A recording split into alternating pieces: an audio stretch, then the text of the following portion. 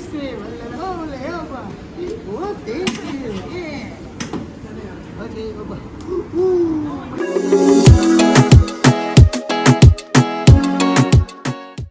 As soon as our plane landed in Istanbul, Turkey, we wasted no time to go to our hotel, drop our bags, and then make our way to the docks to catch a ferry. We had a great time. It was the perfect thing to do after a long flight. We got to see the European and the Asian side of Istanbul from the water, and the views were just incredible. Afterwards, we walked around town because we wanted to get more familiar with our surroundings. It was a little tricky to find, but we finally managed to find the Grand Bazaar. This bazaar is the biggest I have ever seen. It is so large that we got lost, and I literally almost had an anxiety attack trying to find the exit. The shopping in Istanbul is mind-blowing. There's everything and anything that you can think of. It has one of the greatest salespeople in the world. It is incredibly easy to spend all your savings and then go into debt while shopping in Istanbul because you want to buy everything your eyes land on. But exhaustion finally went out, so we went back to our hotel to change, and then we went to a rooftop bar where I actually got to try Turkish tea for the very first time. The next morning, we started with a bang, and we actually went back to the docks to go to one of the many restaurants we saw on this bridge. We went to this place called Aruna, where we had amazing service and delicious food. We're drinking lentil soup, which is like the best thing in Turkey. You have to try if you ever come. We are eating by the dock, where we caught the ferry right there. Something I want to mention is that Istanbul has amazing public transportation, but it is not needed. Everything is fairly close by and is really enjoyable to walk. After breakfast, we made our way to the Topkapi Palace. Topkapi in the Sultan's Palace. If you're anything like me, it is perfectly understandable to mispronounce it the first few times. Now, when you come to the Topkapi Palace, I highly recommend that you come with a guide. He will tell you all the history about it, and all the information will make your experience that much more enjoyable. This right here is the council room, where the Sultan met with his viziers. That window is where the Sultana, his wife or his mother, would sit behind to listen in on the meetings. The amount of gold in this palace was overwhelming. It really spoke volumes about the great wealth that this Ottoman Empire once held.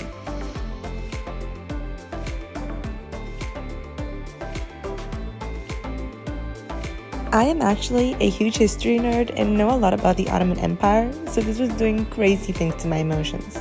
Check this out. That's real gold. Wow. This is everything I thought it would be. Ooh, baby, I feel high.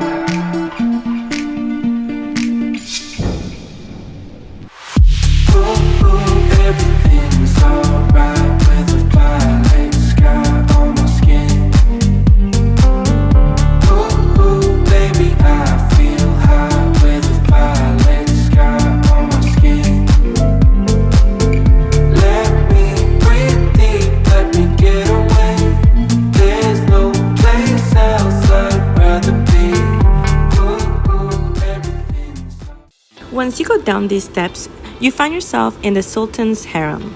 The harem was made of mostly purchased slaves, both men and women. The women were servants in the palace or became concubines to the Sultan. The men were eunuchs who either became palace guards and protected the concubines or became soldiers. The harem was a very private place, and no one was allowed inside without the Sultan's permission, which is why it's called the harem, meaning the forbidden.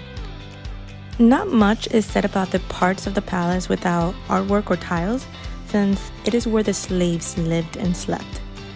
It definitely shows their lower class, but from this window you can actually see a secret passageway where the Sultan would take his horse dressed as a commoner to check on his people. Many people believe the harem was this lawless place full of pleasure. But the harem was in fact where the Sultan, his mother, his wives, concubines, sons, and daughters all lived. This is the apartment of the Sultan's mother, otherwise called Valid Sultan.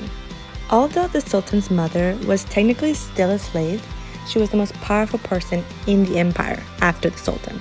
She was in charge of everything that happened in the harem, including picking a concubine for the Sultan. He didn't get to pick. This opulent room is where they would have their family gatherings. They would celebrate religious holidays and the marriages of the princesses.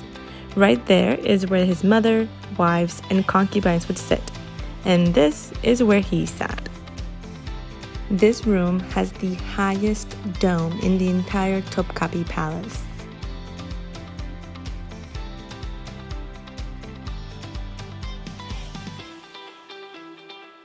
As soon as we left the palace, we found ourselves in front of the Hagia Sophia.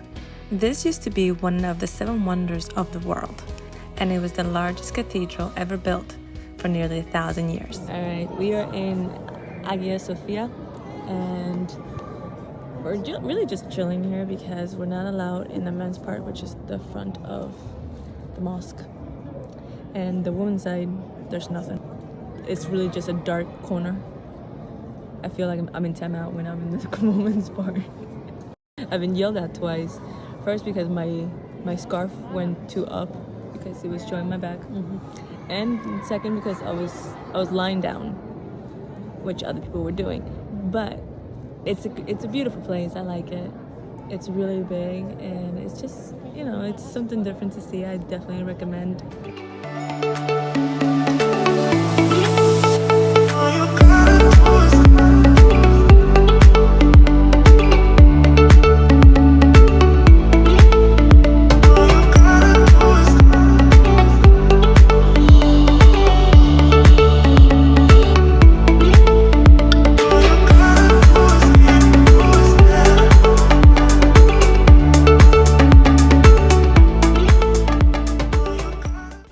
Right across the Hagia Sophia is the Blue Mosque, officially named Sultan Ahmet Mosque. I was heartbroken when I found out it was under renovations, so I could only see it from outside. I did get to see the final resting place of Sultan Ahmet and his family. This was a huge honor. Not only was Sultan Ahmet the patron for the Blue Mosque, but he also stopped the tradition to kill your brothers once you ascend the throne. After his death, Kosem, his concubine and wife, later became the most powerful woman in the world. We spent the remainder of the day relaxing on the roof of our hotel and enjoying everything Istanbul had to offer. For a while, let me feel alive.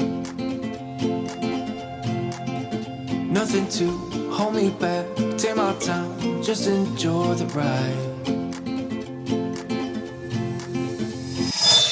On the next video, we leave Istanbul and make our way to the city of Çanakkale, where Troy used to be.